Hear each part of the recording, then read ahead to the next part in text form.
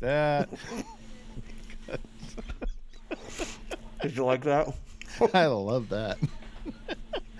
Let's get our theme song here. When these dads meet world, watching Boy Meets World. We grew up on the show, now we have kids and host a podcast. We watch each episode and then share our thoughts and grades. When these dads meet world. They want you to take the roles. They do. They want you to take the roles. And good-looking people, welcome back.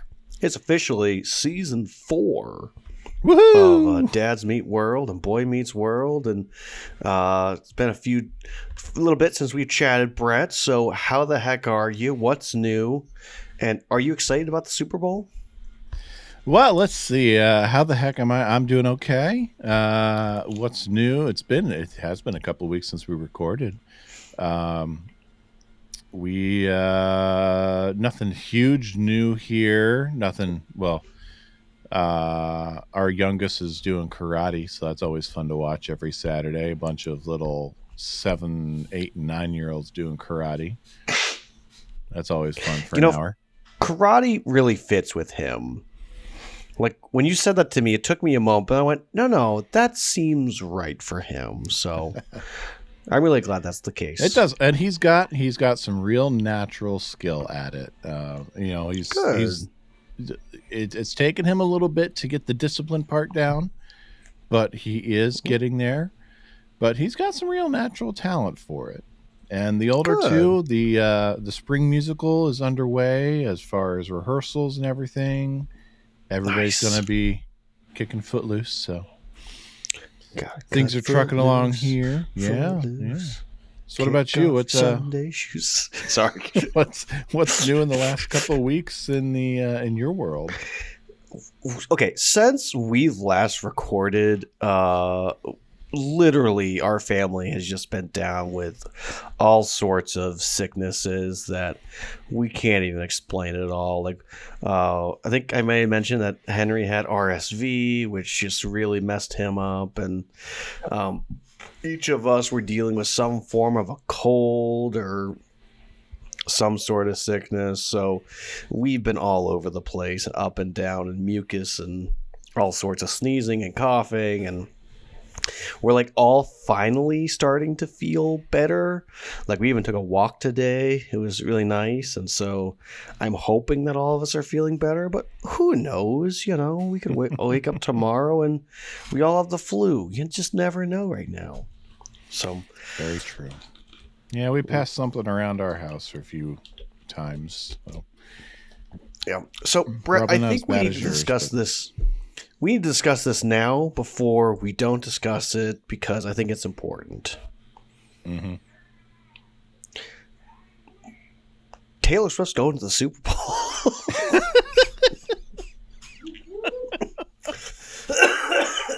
Maybe. I mean, she does have that tour stop in Japan the day before, so she does. Wait, we're recording this the night before the Super Bowl, so she is in Japan at the moment. Yes. So.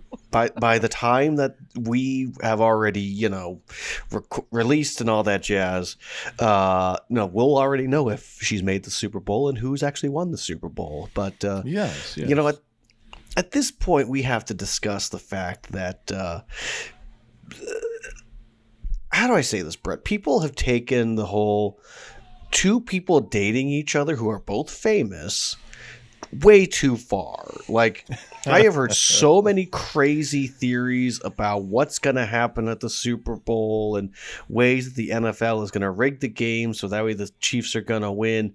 Listen, the NFL already is going to rig the game for the Chiefs to win. They don't need it for a political thing. It's just going to happen anyway because the NFL likes their dynasty and they're going to force their dynasty to happen. They've already done it before. They'll do it again. So I don't know, Brett. I'm like, I want a good game, but also nervous that this is going to be a bad game. AKA the Chiefs are going to win no matter what, the 49ers do. Mm-hmm. I jokingly said the other day, like, I think the only fair way for this game to go is for Patrick Mahomes to not be allowed to throw the ball for like the whole game, because that's what Brock Purdy had to deal with in the NFC Championship game. So let's see if he can actually beat them without being able to throw, and we'll see what happens. There you go. Yeah, but yeah, I'm hoping for a good game, but yeah. I still believe in the Travis and Swifty relationship. I hope it goes well. You'll be there while he's making his heart shape in the end zone. I mean, here's what I'll say. I really don't want the Chiefs to win because I'm over their whole dynasty run and everything. I like Andy Reid. I like Travis Kelce. I can't stand Mahomes. I can't stand him and his whole grouping. He and has people been and quite insufferable at times this year. Like, if he would just say, I'm the best NFL player or I'm the best quarterback, and just own the fact that he can do things other people can't do, terrific. Like, I've seen interviews come out since Tom Brady's retired and him being like, I knew I was the best. I acted every single day like I was the best. I went out. I worked hard every single day. It's like, well, dang it, Tom. Why didn't you tell us that? Like, why weren't you more just coming out going, yeah, we're going to go out and we're going to beat these guys. Not, well, the other team, they work really hard. And, we don't take any team for granted, blah, blah, blah, blah, blah. Baloney. Just say, I'm the best quarterback. I am the best one here. You need to come after me. I'm going to overthrow everybody. You don't got a shot, I wish these guys would just own the fact of who they are and be more of the person in the locker room outside. Stop making this whole imaging thing, like the only person I for sure believe going into the Super Bowl is themselves, both in the locker room, outside, and public, is Travis Kelce. That's the only guy I believe is real. Everyone else, I think, is full of baloney. But speaking of baloney, Brett, we need to address some baloney in this episode. So let's get into that synopsis and let's deal with this nonsense. All right, let's do that. Good looking people, we are starting season 4 with the first episode, You Can Go Home Again. Nearing the end of last season's summer road trip, Corey agrees to a final pit stop, without realizing that Eric intends to make it a permanent one because he feels there's nothing for him back home. Meanwhile, winning a company award makes Alan consider whether or not he's really happy with his current employment as a supermarket manager. This episode, written by a couple of mainstays we've come very familiar with, Mark Blutman and Howard Busgang, directed by Jeff McCracken. Yeah. Originally aired September 20th, 1996, and currently enjoys an IMDb rating of 8.2. Now, we didn't really talk before we started recording. Do we want to keep going with vast emotional damage this year? Well, I mean, all it's going to do is annoy me. So if you want to see me a little on the annoyed side, Brett. Well, I kind of feel like it's run its course, so. I mean, my reaction, Brett. They're killing it. They're trying to kill it. Well, honestly, I think the whole vast emotional damage game show thing it's run its course for me. So I think we'll just dive into the Nielsen numbers. I was like, what is the number, Brett? Yes, we ended last season with a 12.2. I know, rating. I'm still annoyed about that. We did pick up a little bit for this season premiere with a 13.1 million share. Why? What else are you doing on a Friday night, 90s people? Oh, Give me 1 second. So anywho, Brett, 90s people, I don't get you. I mean, I will say, I can't confirm right now if my family is watching at this time, but I have to imagine we were. So come on, people. Now, I will say one thing before we dive in. I was supposed to share this on our season wrap-up, and I completely forgot for last season. But I did figure out roughly where Boy Meets World is taking place in Philadelphia. Oh, yeah? Yes. There is a suburb, an area of the Philadelphia area, if you will, a suburb, by the name of Roxborough that fits geographically within some of these markers that they've thrown out. Specifically, when Corey and Sean are when Sean wants to hop on Jonathan's bike at the end of last season and head out to that truck stop. But I did some detective work at the end of last season and figured out that Boy Meets World is most likely taking place in Roxborough, which is still Philadelphia proper, but it's really a Philly suburb. And to get into the city downtown, we're going to be taking public transportation. Yeah. But I keep forgetting to bring that up, so I wanted to get that out there on record before I forgot again. Philadelphia. I mean, that's fair. Like, when I say I lived in Pittsburgh, I didn't live downtown Pittsburgh. I lived in a suburb on the outskirts of Pittsburgh. So I get it. Yep.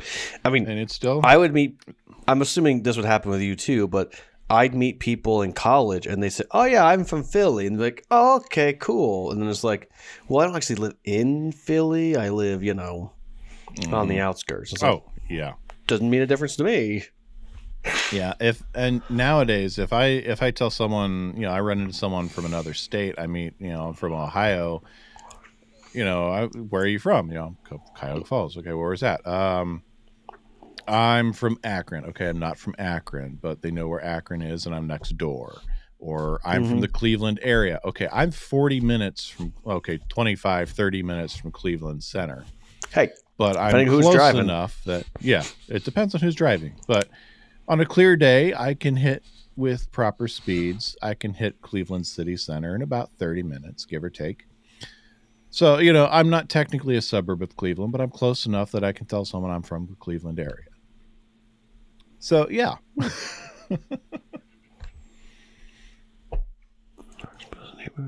But that's all I've got. So I'll turn the reins over to you to take us away. Okay. I'm now super curious about this Roxborough, but I will remove that from my thought process. But for the good-looking people out there, I think it's a good thing for us to discuss the fact that we had kind of our reset last year. Normally our reset happens on the first episode of the season, but this is the first time where really the stuff from the last episode, the last couple episodes, really impacted these episodes moving forward. Corey and Eric go off on their adventure, and Sean and his dad goes on an adventure, and Topanga goes off to camp. But really, who they are transitioning into this time period is still the same, more than it has been before. I would say that, season 2 was similar at the end, but when Corey came back, he was completely neurotic and wearing vests. So, he completely 180'd, truly became that version of that more erotic character. But really, Corey, who he was last year, is who he is now. The only difference is he's an extra foot tall. Where Eric used to make a bunch of short jokes, now they're looking at each other. Yeah. He shut up. Also, I could be wrong, but sometimes I think they have Eric stand a little further away from Corey, because if they're looking at each other, really, Corey's starting to look down at Eric. Yeah, Ben's really caught up to Will. I noticed a little bit more this season that they tend to have Corey sitting in certain areas and certain spots and trying to make him not look as tall. So let's get into this episode, Brett. I guess let's stop with the caveats, and the good-looking people just want to know what happened. Give us your thoughts, dads, and here we go. We continue with the road trip. We see Eric's crappy beat up car driving on the road.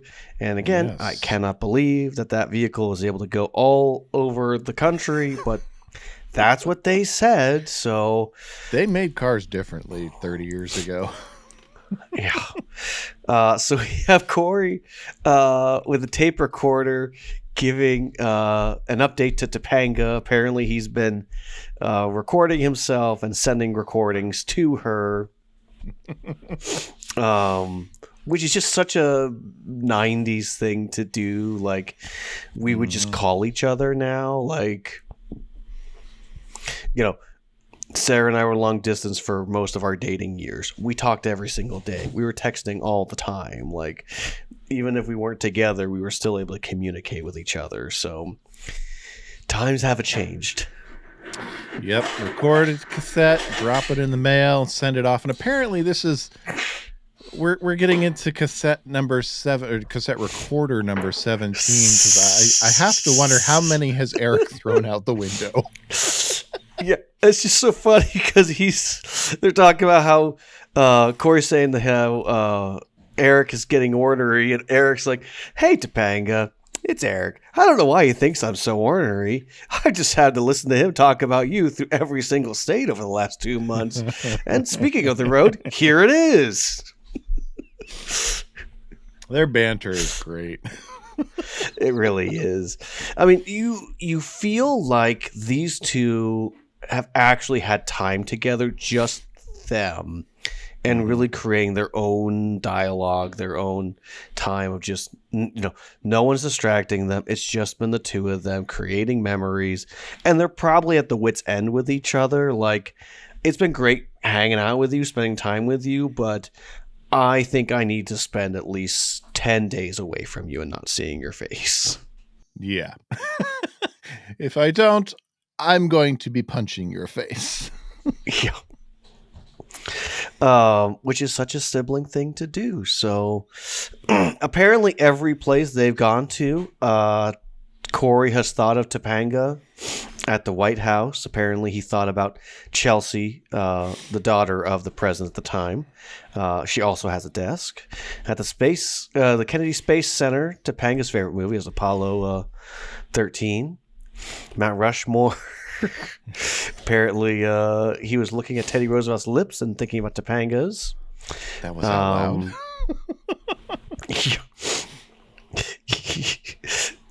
What did you say?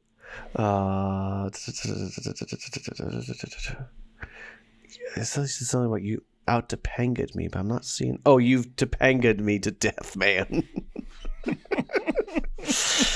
Yes. So, and you get the feeling also that they've been kind of just wherever they're at, they'll just pull over and see like the world's biggest whatever, or if there's like some statues of some form, Eric will pull over to the side of the road so they can take a picture with it.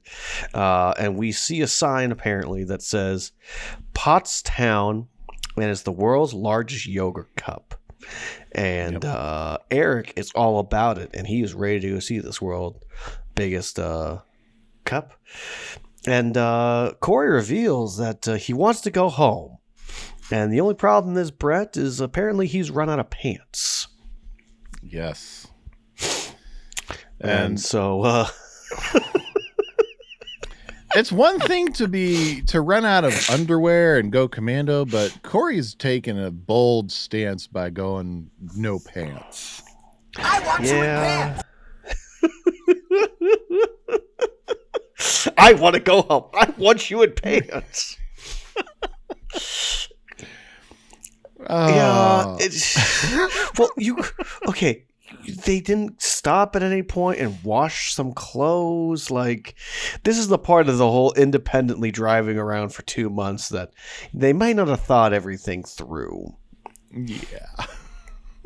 But we have established before, Brett, that most likely Alan and Amy were really footing the bill for this adventure. And yes, Corey and Eric did have their own money attached to this as well. But it does make sense that laundry was not a priority for them to be up cleaning up on, doing consistently. So But yes, Eric wants to go see the giant yogurt cup, and then apparently there's also a sprinkle parade that he has to go find out about. Oh yes, all kinds of stuff. And I even here love in how Pottstown. he's got Corey in front of the big pink spoon. He says, "Say big pink spoon." And Corey says it so grumpily. Oh yes, Ah, yes. that yogurt cup is pretty sweet. I'm curious if it's hollow or if they were just plopped down a big cup and just painted it. Yeah. Well, and maybe we should just talk about this now, Brett, before we get to the next section, which is there is a Pottstown in Pennsylvania. Yes, It is like Pottsville is real. 45. No, Pottstown is real. Pottsville is also real, but Pottsville is different. Yes. Pottstown is about 45 minutes away from Philadelphia. Pottsville is actually closer to my neck of the woods, but still does not have a giant yogurt cup. I have no idea where this whole giant yogurt cup idea came. There are plenty of places to pull over 3 hours away from Philadelphia. The Little League World Series takes place about 3 hours away from Philadelphia. Like, there's so many things. State College, where Penn State plays, the Nittany Lion, there's plenty of things down that way of statues and paintings that you could have gone and stopped by. But for whatever reason, the writers decided this make-believe thing of the giant yogurt cup. For some reason, that's the thing they decided to do. And also the sprinkle parade is not a real thing. So sorry to bring my deep dives immediately into this, but it's now one of those things similar to when we did pre-union. I've been thinking about this episode for a while, and I forget that I keep looking up about the whole yogurt cup and sprinkles, and now I'm just annoyed about it. And it's like, why did we even do these things? Because in these other places, you wouldn't get Corey in that really ridiculously large hat, or the glasses, or the I not disagree. one size fits all yogurt pants. Yeah. Well, Brett, we get to our next storyline because Corey and Eric are together, so they have the A storyline. Yes, they do. It's weird. So who Brett should have the B plot? Well, it's Alan and Amy. Alan Yes. is up for the grocer for store manager of the year. Apparently, this is something that some companies do, and he's all suited up, all fancy, and Amy's wearing a nice, pretty dress. And right before they're about to leave, Topanga and Sean walk in. Yep, they're ready So for Corey to get home, and yep, Topanga's going based off of his last tape that she received. Yeah. So they're gonna wait. They want to wait, and Al and Amy aren't really comfortable with that, which is fair. Yeah, I think Topanga gets the hint, but Sean couldn't care less because the septic in the trailer park is bad right now. So he's gonna. he really wants a nice warm shower. Yeah. Oh yes, a hot bath. You're right. I like how he's like, you're still in a bad mood. Yeah, we noticed that when we were getting our free samples the other day. He was like, hey, you bring your own toothpicks doesn't make it a free sample. We'll take our business elsewhere. Yes. So we go back, and this is probably the part of the episode that makes me kind of, I don't know, it makes me feel weird, Brett. Because we meet a woman, and it's not showing up on here what her name is, but I'm assuming you have her IMDb. Yes, this is Irene. She's played by Marissa Ryan. First and only time that we'll see her in Boy Meets World. 51 acting credits on her resume. Major Dad, The Pretender, The Practice, Riding in Cars with Boys, Law and Order SVU, the original Law and Order, Wet Hot American Summer franchise, and more. But yeah, I mean, Irene was a very interesting character for us in this episode. Right. like she talks down to herself so much. Like, oh, a city boy like you, I would imagine you wouldn't want to be around us, you know, hillbilly girl like me, essentially, and I'm not valuable enough to be in a relationship with you. And just the way she talks about herself just breaks my heart, because I know there's people out there that believe that of themselves, that they're not valuable and that they're just small town, quote unquote, white trash, but that's just not true. Everyone has value. Everyone has beauty. And I hate the fact that this person was just talking down to herself so much. Like, Eric was like doing charity by going on a date with her. So yeah, I hated the way that interaction was going down. I liked all the other people because I thought that they fit the bill of not really that intelligent but happy-go-lucky. But it felt like Irene was just like stuck and didn't know how to not be there. Yeah, there's self-deprecating, and then there's just that step beyond where it's self-deprecating where it's humorous, and then there's that step beyond where you feel really bad for the person. And Irene took that step beyond it into where you really do feel bad for her, the way that she's characterized. Yep. But apparently, they inform Corey that there is another world's largest yogurt cup in Burlick, Pennsylvania. 5 miles away. Yeah. Which, again, sorry, everyone, but Burlick is also not a place in Pennsylvania. Berwick is, and that's very different. Again, I don't know why they just kind of made up a name out of nowhere. It doesn't make a lick of sense. Like, and Berwick is nowhere near there, so do better, writers from the 90s who no longer work on this show. That's almost 30 years old. So yeah, so Eric is like essentially adopting this place as his now place. Like, yeah, he's already people. Looking at this place as his place, his people. He's already decided Irene is his girlfriend, and they haven't even gone on a first date yet.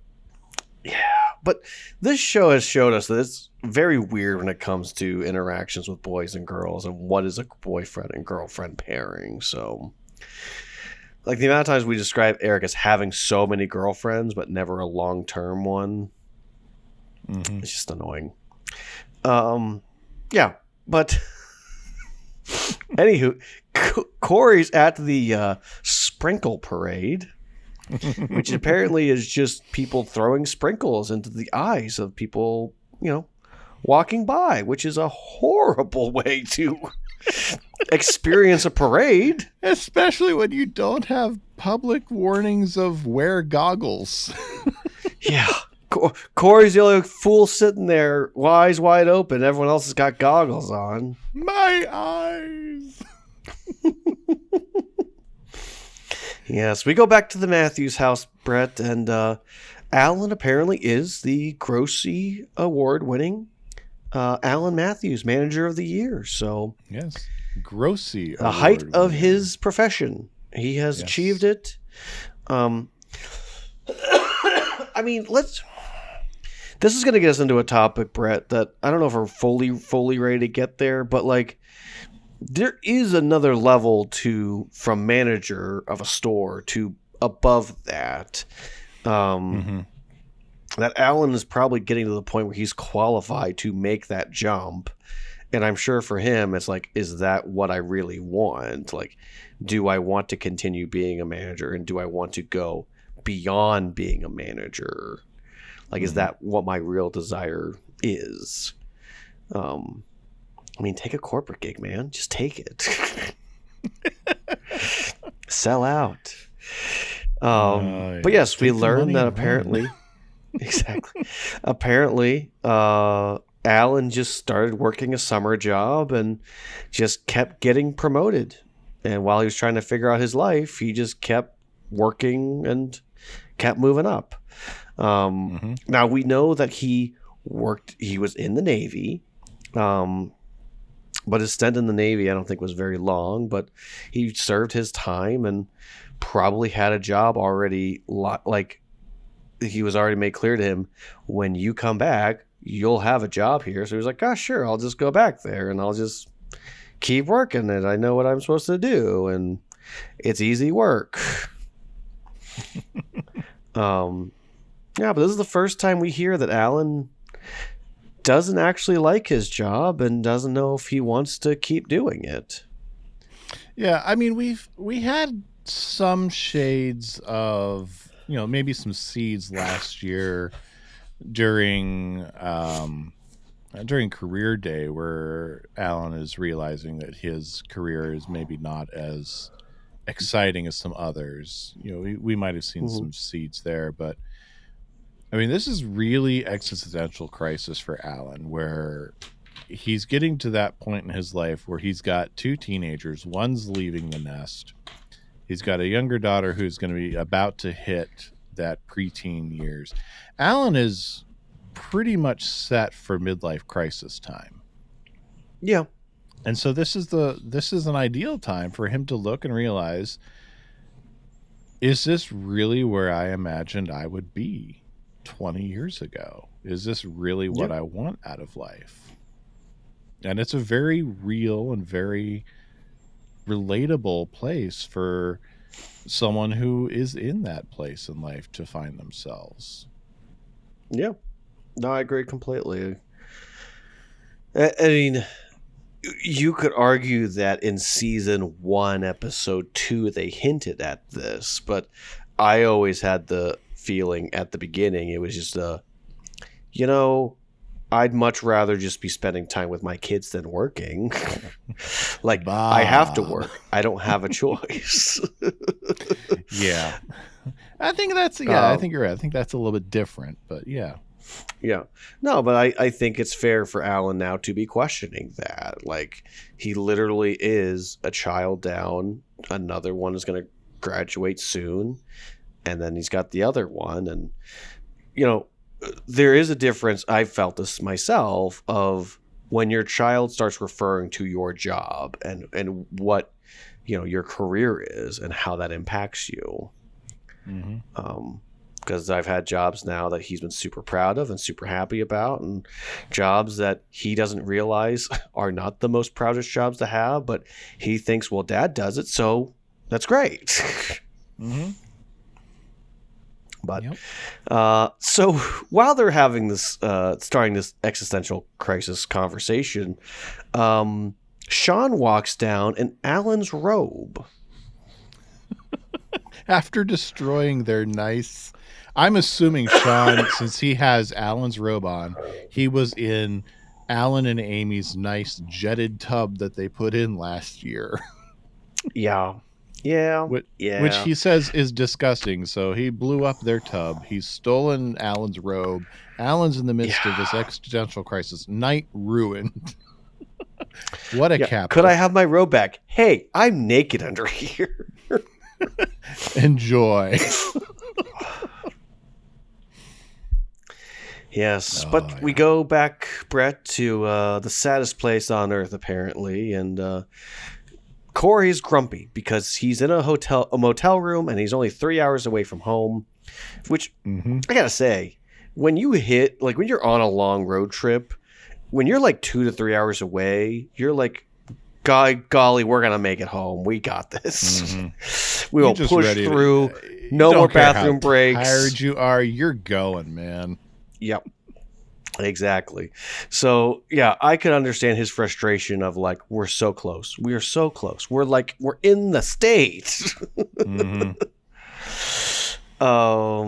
So, yeah, but Eric apparently only has the hotel room so that way he can get ready for his date, which again, why are you going on a date with a girl when you're 3 hours away from home? But apparently he puts coins in the bed and it starts shaking and... Better? Corey is willing to accept it. A little. Yeah. So more merchandising with his sunglasses. Yes. Corey's trying to say, hey, man, I got stuff I need to get back to. I got school. I got Topanga. I got Sean. Like, I have a life waiting back for me. And Eric's kind of just like, well, that's nice, but I don't. He's like, if you want to head back right away, go hop on a bus. Mm-hmm. Which 3 hours in a car is much different than 3 hours away that you need to get on a bus to get there. I know that for a fact. Oh, yeah. So apparently Eric has decided he doesn't want to go back home. Yep. Yeah, he feels like there's little waiting there for him to get home, and he's grasping at anything and everything that'll make him feel better or even just in control of his life. Yeah. Now, Brett, okay, here is the part that we really need to discuss, because I feel like we don't really have a great sense of the timeline in this episode.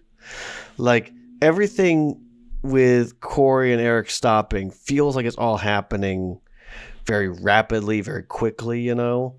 And when he's actually going on the date, we don't fully know.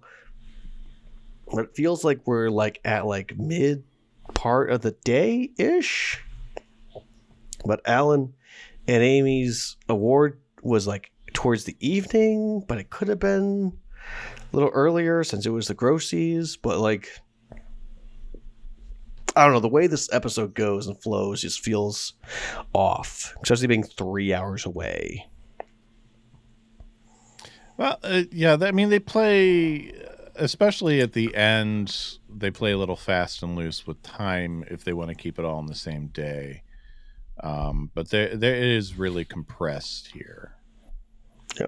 I mean, I could see it being a 2-day thing of they go to sleep and Corey is like, I'm done. I'm going home now. Like, I've slept here. I shouldn't have. And now I want to go home. To which now they're trying to get him back. But also it could make sense, I guess, if they're at a place that they're up a little later, and that's all part of it too. And that's when Alan gets there and takes him back. So I don't know. All of it feels complicated, and we just need to get through this episode. But yeah, Eric starts to explain that he's a loser back home, and this is a place that he can be somebody, and he feels happy here. And Corey's trying to help him realize that, like, you're kind of falling off the path, and you've pulled over on the side of the road, but you need to get back on the road. And Mom and Dad and Morgan are waiting for us, and people want to see you. And I was like, nope, I'm done. And Corey apparently is interested in taking the keys, Brett. Yep. He's just going to take the keys. He's going to drive himself back home. What's the worst that's going to happen? He's going to drive into the world's largest Slurpee. Largest Slurpee, yes. I have to say, Corey loses a little bit of his respect there when he falls for the oldest trick of, let me at least make sure you've got the right keys. Yeah. It's the naivety of having Big Brother, I'd say, honestly. Yeah. You had us going in the first half. Yeah.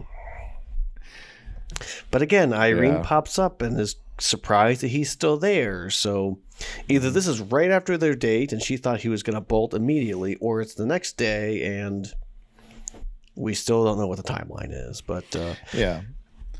Apparently Corey is ready to go regardless. He is. And I do believe that Eric genuinely likes Irene. That he keeps describing this as, Corey uses this analogy of pulling off to the side of the road.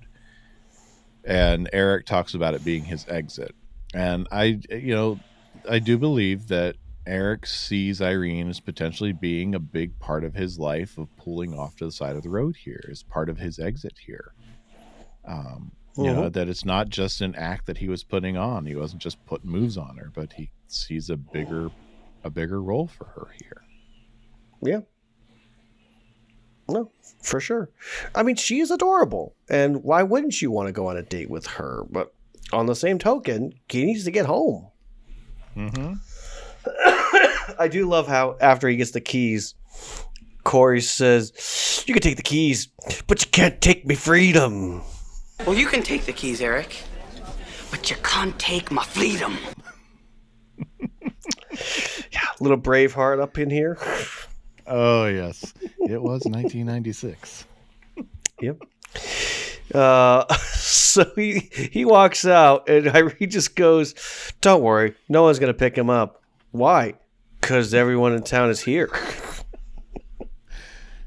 Which I can believe. I mean, it's Pottstown. It's a small town, but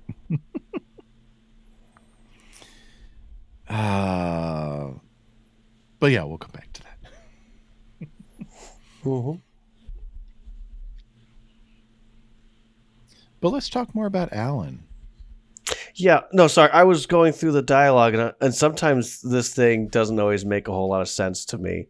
But yeah, no, they're in the back, which I often tend to think that their backyard, their patio, is kind of like their area to be together and not so much worry about where the kids are and everything. But apparently, Alan has decided that he wants to blame Amy. She's like, "What? I blame you and the yeah, the kids? Yeah, the kids." It's like he says, "I was just a bag boy who didn't have enough sense to leave, and that's what I am for the rest of my life."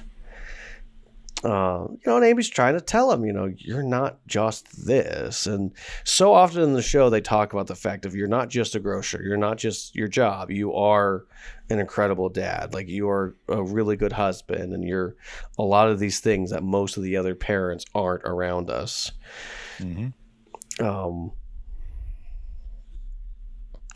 And so it's almost like she's trying to do those roundups, at the end. She's trying to get there now. That we have one of my favorite moments in the entire show is they just kind of just start looking up, Brett, and they're just and just George walks out, not Feeney, George, and he sees that they're looking up, not saying, "Oh, hey, George," because they always greet him. And so he's kind of looking up, and then he opens the gate and he looks up again and comes and sits right back down beside them in their area. And he's looking up and he's like, "What the hell are we looking at?" I love it. And from that point on, it is a phenomenal. I love the way that he leads into that. It's just fantastic. It's something you never get from Feeney to Eric or Feeney to Corey. It is a perfect George to Alan and Amy moment. And everything he has after that, I clipped it for us to watch because I don't think that we could do it. I don't think we could do it justice. Seriously, George, I mean, you've been a teacher all your life. Do you still enjoy getting up in the morning? Oh, Alan. It would be very easy for me to tell you that I have dedicated the last 38 years to several thousand young minds, and that is my chief joy and reason for getting up in the morning. Except it isn't.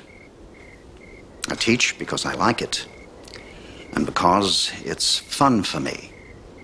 Ah, but when it stops being fun? Well, then, I suppose I would look to my family and friends for support, to help me find something new.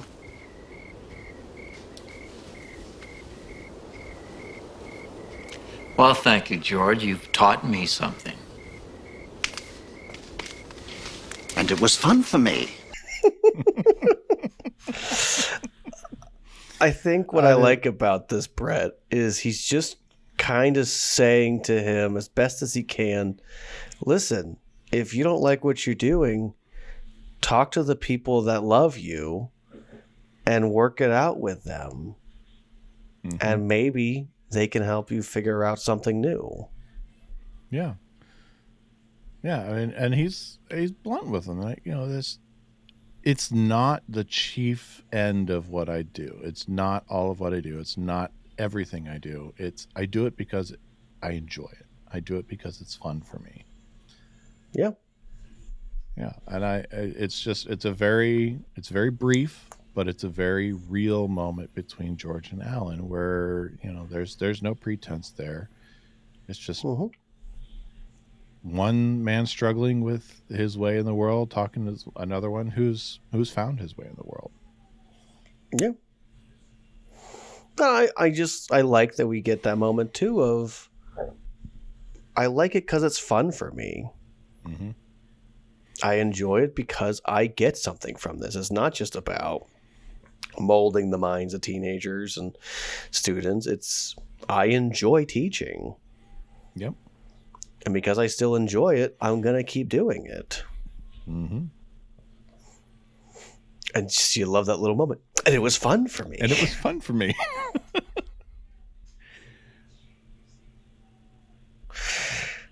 Yes. So we do get another fun little bit, Brett, with Corey trying to walk down the road, and I'm going to say a farmer. I'm not going to say it's an Amish man, because I don't. From the Amish that I know of, Brett, and there's several groupings around us in where I live. These people don't act like them. They don't have the right buggy. It's not. Also, for lack of better wording, I've never seen a Amish grouping ever stop for anyone to say, "Do you need help?" So Yes. I'm going to say this is a farmer who just enjoys taking his horse and letting the horse take him around instead of firing up a vehicle or firing up a tractor. He's just like, hey, I got a horse. I'll get over there. It's a nice night. I'll get the horse some exercise. This is what I'm doing. So, Brett, we come to one of my favorite scenes, as I was saying. And I will say, this is a Hollywood version of an Amish farmer, because he is credited as Amish farmer. I don't accept it. I don't. I can't. And Yes. I also understand that there are some people out there who can't grow beards, but I have yet to meet an Amish man who can't grow a beard, at least some form of a beard. I can't say I've met one that can't either. But this is Dick Van Patten. First and only time we'll ever see him on Boy Meets World. Sadly, he passed away in 2015. 164 acting credits on his resume. Saw him in movies like Spaceballs, TV shows like Rawhide, I Dream of Jeannie, Sanford and Son, Happy Days, 8 is Enough, Robin Hood, Men in Tights, Lois and Clark, New Adventures of Superman, Family Guy, Seventh Heaven, That 70s Show, and a whole lot more. Seventh Heaven, when I see their happy faces smiling back at me. Where will you go? You go when the world don't treat you right. We got to have a new song to sing to now that we're losing the step-by-step. Yeah, we're losing all the connections. step-by-step crossover. We literally went from like every episode. It was like, oh, this person's also on Step by Step, and now it's nothing. So we got to find something new to sing to. The answer is home. No, I get that this is the Hollywood version of what an Amish person is, but interacting with enough Amish people and being in a community that's so close to them, I can tell you right now, that's nowhere near what an Amish person is. Yeah. Yeah. Definitely West Coast version of what a rural Pennsylvania Hollywood or Amish man would do. This could be a Mennonite. I believe that. I've also seen those communities. They're a little more welcoming than the Amish are. Probably be driving a 15-passenger van or station wagon, though. Yeah. Not to speak ill of the Amish, but they're not the most welcoming of people. I know that for sure. I used to drive a bus, and they'd get on and ride, and they were by far the most rudest people I'd ever have on the bus. So some of them weren't bad, but most of them were. So understand that I've had quite enough interactions that I'm comfortable saying I don't care for the Amish, and they're never going to hear about this and never going to know. So who cares? Yes. The odds are they're Yes. not among the good-looking people listening to us right now. Yes. But yeah, so I'm going to say the farmer, a nice, kind farmer, pulls over and says, "Ah, young man, where are you going?" "Philadelphia." "Oh, well, I'm going to that farmhouse. Up there." That farmhouse Oh, over there. yes. It's like, "But I need to get to Philadelphia." "Well, I can take you as far as that farmhouse. Over there." Over there. It's a fun runner. Mhm. Oh, where does it say? Yes. That is true. But my intent was just, and my heart is pure. That look he kind of throws him just before he goes off. It's just it sells it. Also Again, does me no good. also does me no good. Yeah. Oh, yes. But I do love that they're back at the diner and Corey just ends up sitting by that one guy. He's like, "I was 3 hours away from home." Oh, yes. Phil. I got to share about Phil because we're going to see Yes. Phil a few more times. Please do. This character is Phil. He's played by Phil Leeds. And this is the first of 3 times we'll see him on Boy Meets World. Not the same character. He will play 3 different characters. Sadly, he passed away in 1998. 120 credits on his resume. The Dick Van Dyke Show, The Monkees, The Odd Couple, Happy Days, Kojak, Starsky and Hutch, All in the Family, Three's Company, Cagney and Lacey, Alf, Coach, Ghost, The Golden Girls, Night Court, Friends, Roseanne, Everybody Loves Raymond, and a whole lot more. And now I want pie. I got to say, my wife has gotten me on the kick of watching TikToks, but I'll see like on Facebook they'll have those shorts and YouTube. So I never know where I see stuff anymore. But a Celebrity Jeopardy popped up, and it was like Ray Romano's family versus Brad. I can't remember his last name, but the guy who played Ray Romano's brother on Everyone Loves Raymond. Oh, yeah, Brad Garrett. Yeah, so they were. It was like I only saw a few seconds of it. Basically Ray Romano was like, "Yeah, I'm happy to see everyone except for him." He was like, "What?" And he's like, "Well, when you have to carry a show and you realize you get everything that person has over there, you gave them."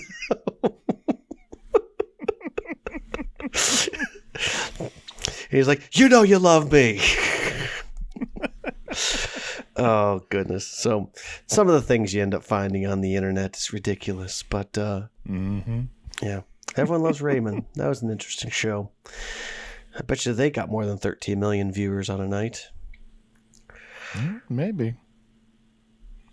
Yeah. But, yeah, Eric was describing when he was going through Texas and seeing all these signs about world's best chili and how he got... Oh, excuse me. I was getting closer and closer, and eventually, once he was so close, he went, "I gotta have this chili," and he's like, "That's what you guys should do here." I'm like, "Yeah, but it's pie."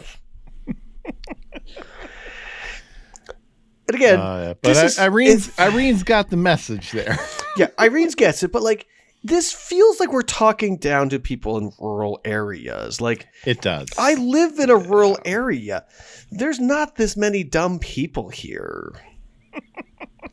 And it's like, yes, from the Hollywood elites, it makes sense of if you live in an area that's mostly full of farm towns and farm people, they're gonna be dumb. Like, no, it's just a simpler area, a simpler place. We got a Walmart. We can read us some good books. Yeah, we got books. But yeah, it's just those little things. But where are we at? No, I'm getting confused. Yeah, but Corey also was just getting into the pie and the food and enjoying it and realizing that he could get stuck here too if he's not careful. Yeah. But Eric's a loser at home. But here, a loser just couldn't get into college. But here, he could be king. The Prince of Sprinkle Land. So Corey's finally going to call home and tell mom and dad what's going on. Mm-hmm. Yeah. Apparently, Dad pops up right here at this moment, and that's where the whole when is this whole timeline happening? Really curious, but either way, Alan shows up because Alan needs to show up because this is the time that Dad needs to show up. Yep. I just like how Corey's like, "Don't eat the pie. You'll never leave." And I will say, all credit to Alan, because as much as we know of his temper and how he tends to respond when his kids have done something dumb, he comes in pretty well balanced with what he could be coming in like when Eric has decided to not come home with Corey. And just he had a 3-hour car ride to cool down. Or a 3-hour car ride to really get riled up. It's true.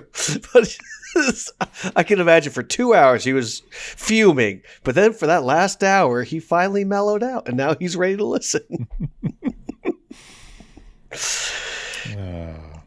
Yes. But I like how he stopped at the other world's largest yogurt cup in Berwick and got some nice calming pie there. Yeah, but I like how he's like, "Hey, let's talk in private," and they go sit in the booth, literally right next to where he was just 2 seconds ago. Yeah, and I really liked what Alan had to say to Eric too, and I clipped a lot of what he had to say to Eric in the booth there. Oh, good. Everything I've done up until now has been a waste, and it's just too late to change who I am. Uh-huh. See, I knew you wouldn't understand. Hey, no. Listen, this is something I understand real well. I mean, it's very easy to find some place that's comfortable and just stay there. Now, what's wrong with being comfortable? I mean, I think I could do pretty well settling in a place like this. That's it, Eric. That's all you be doing, just settling. And over the years, you try and convince yourself that that's the life you really wanted, but you don't. I mean, you just stumbled into it, and you never love it. And one day, you'll realize that all you've done is settle, and you will not like yourself for that. I don't like myself now, Dad. What am I even going home to? To the support of your family and friends who'll help you find what you really want. It's really nice when advice that you've received from someone can dovetail into advice you need to give to someone else. When Alan is going through something that his own son is going through, and he can walk through that and understand it the same way that Eric is understanding it. Yeah.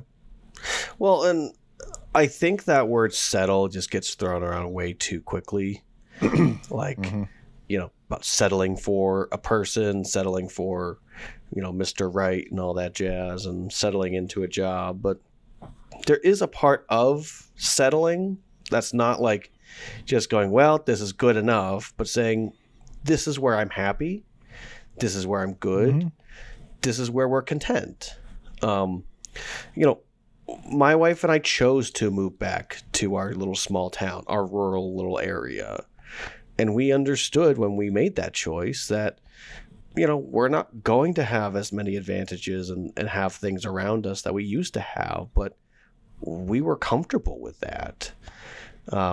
For us, moving back to our little podunk town wasn't a settling for, well, we couldn't make it in the big city, so now we're moving back. It's, gosh, wouldn't it be nice if we were just with our family and felt loved and felt support around us? So, settling is not always necessarily a bad thing, but in the context of what Eric is trying to do, it is a bad thing. And what Alan did is a bad thing.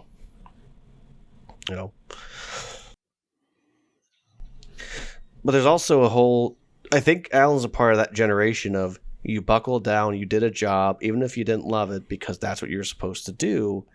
And I think he's trying to help his sons, especially Eric, to know that you don't have to settle into a career, into a job you don't want to be in.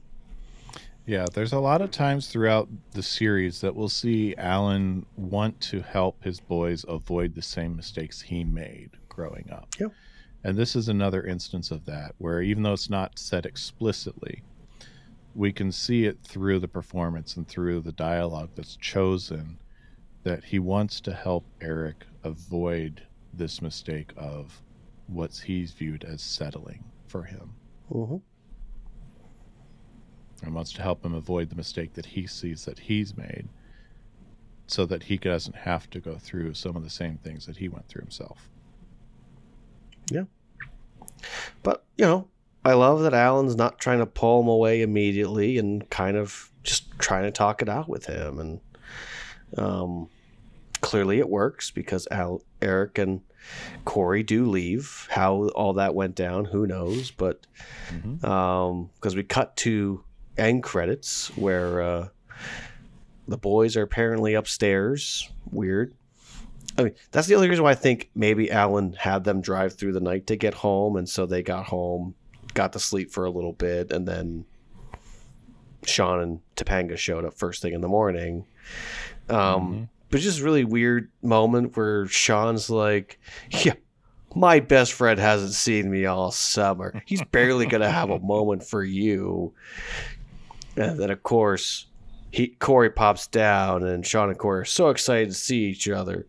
And Corey ducks away from him, goes over and starts making out with Topanga in his parents' kitchen. Sean is looking at him very weirdly, very uncomfortably, and they're having a conversation.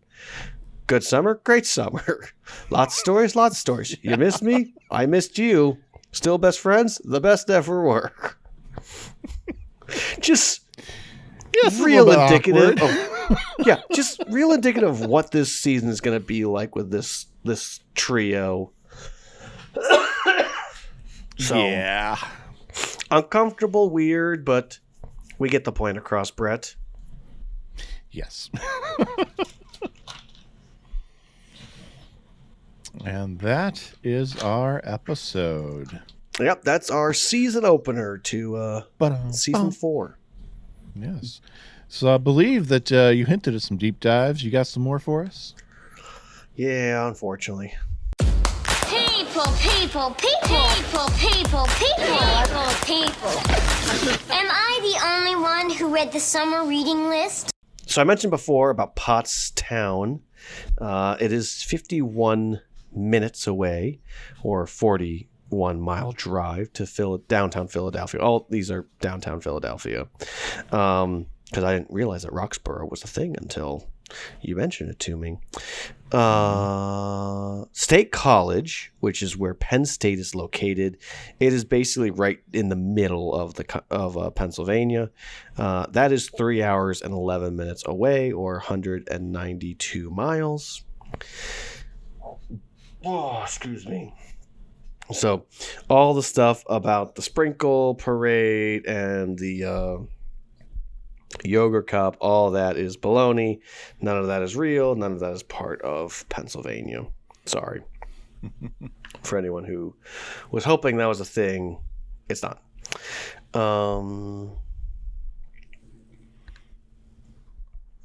So Berwick, again, not a real place, but Berwick is, and it's about 2 hours and 4 minutes away, or 124 miles.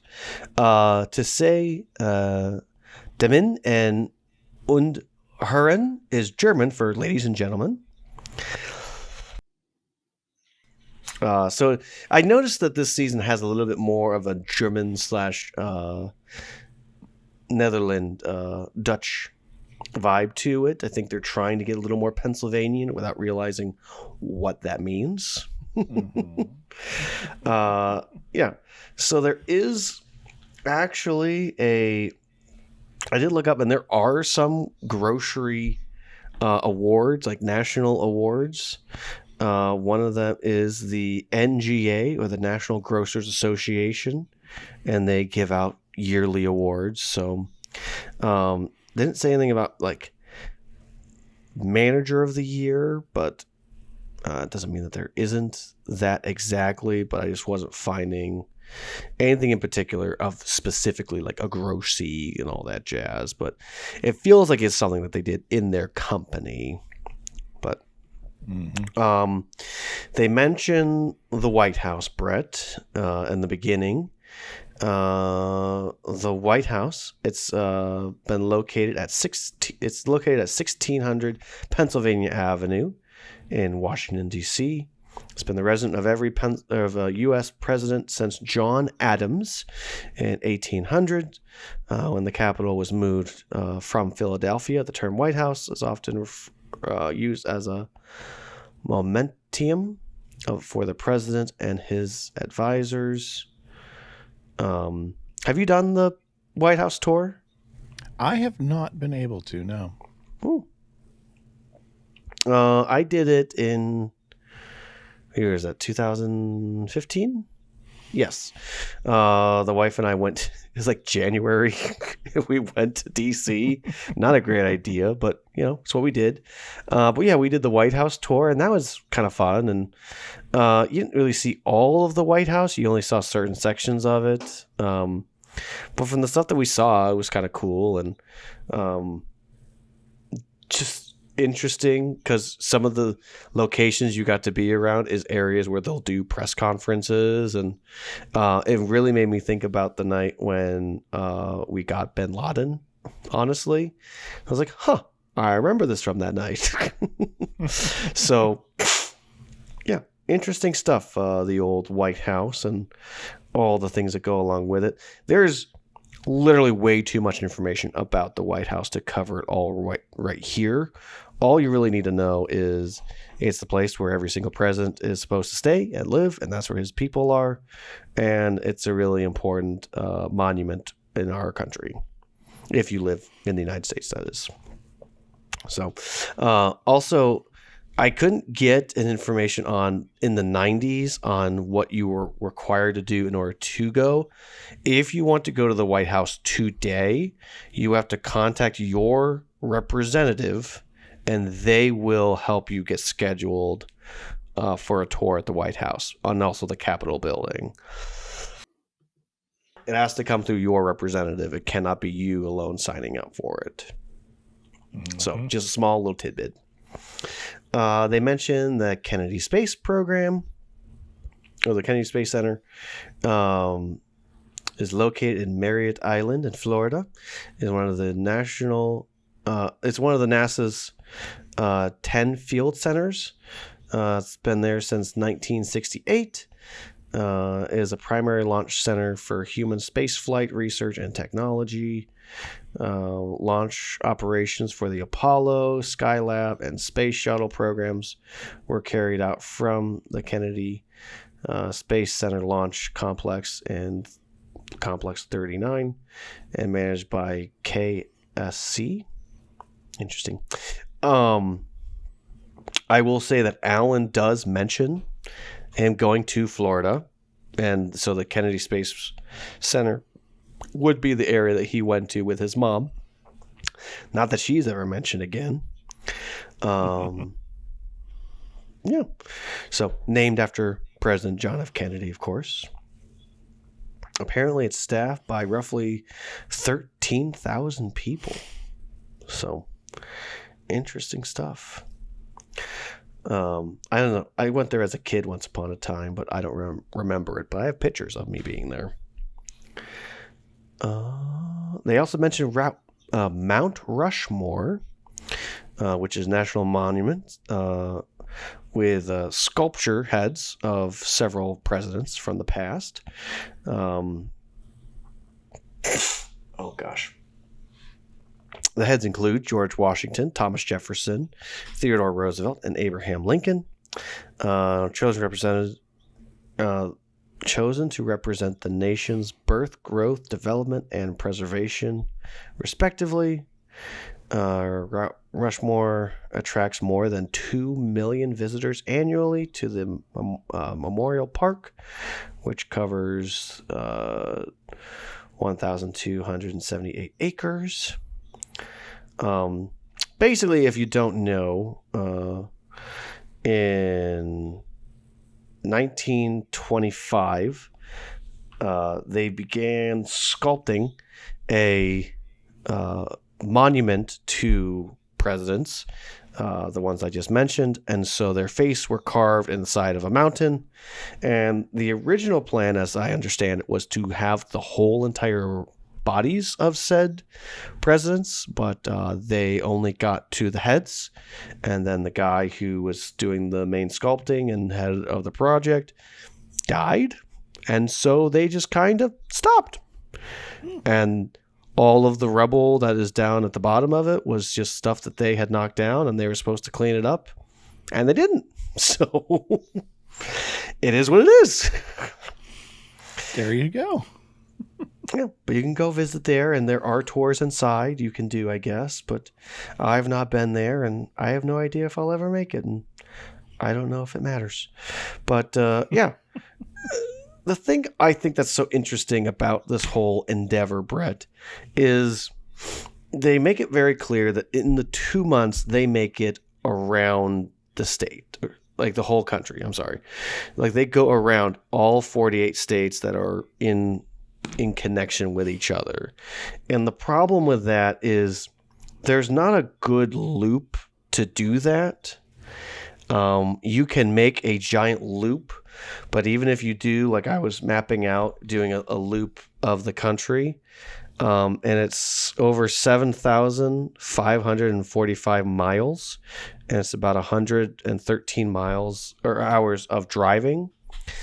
But still, even in those calculations I was doing where you were hitting the areas that they talked about hitting, but then also like the distance of driving in between all that, you're still missing Kentucky, Tennessee, West Virginia, Mississippi, Kansas, Colorado, Utah, Wyoming, Nebraska, Arkansas, Oklahoma, New York, Connecticut, Rhode Island, Vermont, New Hampshire, Massachusetts, and Maine. So unless, and this is the problem I know for me when thinking about like doing a cross-country trip, is like you almost have to commit to going up north first and then coming down, because if you don't, you're going to miss several states. There's not really a good way for someone in Pennsylvania to start the journey without going up and around first, or kind of going like in a diagonal, zigzagging through the country. So there's not, I mean, I know that people have done it before, but for a high schooler and a recent graduate, could they have done it and hit all the 48 states and all that jazz? Who's to say, Brett, really? Not likely, but can't say with 100% certainty no. Yeah. How many times did that beater car fall apart, Brett? That's what I want to know. How many times did that thing stop? She goes like the wind downhill. Exactly. Well, Brett, those are the deep dives. All right. And let's talk about what we learned. You know anything about the Odyssey? Huh? Did I say you could talk? I didn't teach you that. My friend Mr. Matthews will lead the discussion. Do I have to draw you a picture? So, Tyler, what did you learn from our season premiere? Oh. I think what I took away from it, Brett, is there's nothing wrong with questioning where you are. And leaning on your loved ones and the people that you care about to confirm where you are and get permission for, is it okay if I'm not happy, and what can I do with this? All right. Yeah. I was reminded to be ready to counsel your kids through setbacks that will impact their feelings of purpose and even their sense of identity. That life's going to throw them curveballs, and I myself need to be ready to walk with them through all of these curveballs, remind them of who they are, what they're here for, and that they're not the sum total of their profession, their educational status, whatever they've chosen to do, that's not who they are.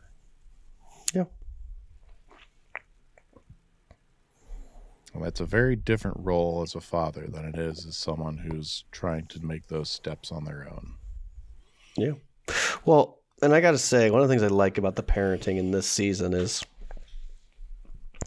like Eric and Corey are almost seeking out a little bit more of their parents' guidance. So it's not always so much of are they going to catch them or not. It's, hey, I got this issue and I need your help. Yeah, they're coming to see them more as an actual resource than something to be avoided. Mm-hmm. Not just go, oh, what do you know? Yeah. Yeah. Let's get one over on the old guy. What would you grade this episode? Let's I'm see. right? No, you're exactly right. So am I done with my education? Can I go? I gave this one an A. Ooh, Yeah, there's interesting. There's some, yeah, the time compression is it gets weird, but in my head I can make it work if they're if the award ceremony is early enough in the evening. You know, we're talking like a 6 o'clock dinner that's over by 8. I can make stuff work in my head. Yeah. Some of the other stuff, you know, it's little stuff I can look past. But the meat and the hook of it, with being Eric and Alan on such mirroring tracks of falling into this, I've settled, or I am going to settle, and having this same type of, you know, generations apart, but hitting the same type of learning that they need to do. One with the wisdom and the knowledge to impart upon his son, and one who needs to learn from his father. And Alan himself being able to learn in his own way. Just the poetry of that is just, it speaks to me, both as a father and as just as a viewer. So for me, it's an A.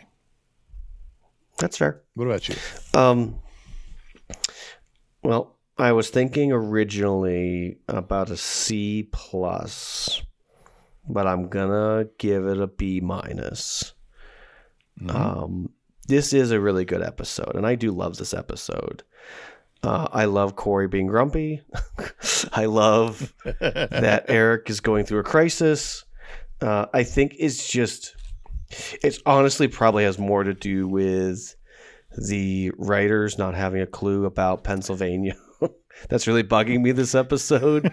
And also just like the way that they talk down of rural people. Rural people are my people. And there's a lot of smart people I know who live in Podunk, Pennsylvania, and are good people. Also, you really need to meet an Amish person, people from California, because you would think differently if you actually met them. So, okay, Amish people are not bad people, okay? They're not bad. They're just, they're not the wholesome people that I think Hollywood tries to portray, you know? There's a subtitle for this episode. Amish people are not bad people. But yeah, no, I can't go any higher than a B- at this point. Fair. Yeah. Very fair. So, Brett, do you want a dad joke? I would love a dad joke. All right, we're hitting that point now where I can't remember what jokes you've told or what jokes I've told. So if we've repeated jokes, let me know. But I found this one. I like it, so let's go for it. What do you call an angry carrot? An angry carrot. What do you call an angry carrot? A steamed vegetable. Yep. Oh, righty. And with that, Brett, it's officially been an episode of This Dads has Meet been an World. episode. Well, good-looking people, you can find us at all the same places you always find us at on social media, at Dads Meet World, across Instagram, Facebook, Twitter /X, TikTok, Interact with us there. We love you there. TikTok has been the most popular, at least as far as what people actually view us. Weird. Yeah, as far as interacting with us, I think Facebook probably has the most action there. I don't know. Yeah. That could just be us. Let us know what you sharing our think. stuff. Leave us a review. We'll read it here. Right now. Yes, leave us We'll a read 'em. review and we will read it. And leave us a 5-star rating if you think we deserve it. And yeah, that's the easiest way, the cheapest, most no cost to you to share the love of Dad's Meat World. Yeah. And if you wanna invest a little money, you can always visit dadsmeetworld.threadless.com and pick up a shirt or a sticker or a magnet or something with our hoodie. lovely mugs on it, or a hoodie, just like this one. Yeah, I like that one. Yeah, it's very comfy. I have had this for over a year now, and this thing is very cozy. Good. All right. Well, Brett, it's always wonderful seeing your beautiful face. Likewise. Good looking people. We'll see you next time. That's right. Until next time, good looking. I'll see ya. You know, how can I learn so much every week and still be so stupid? Dad's Meat World is a production of Headfirst Studios. Headfirst Studios. Tell your story.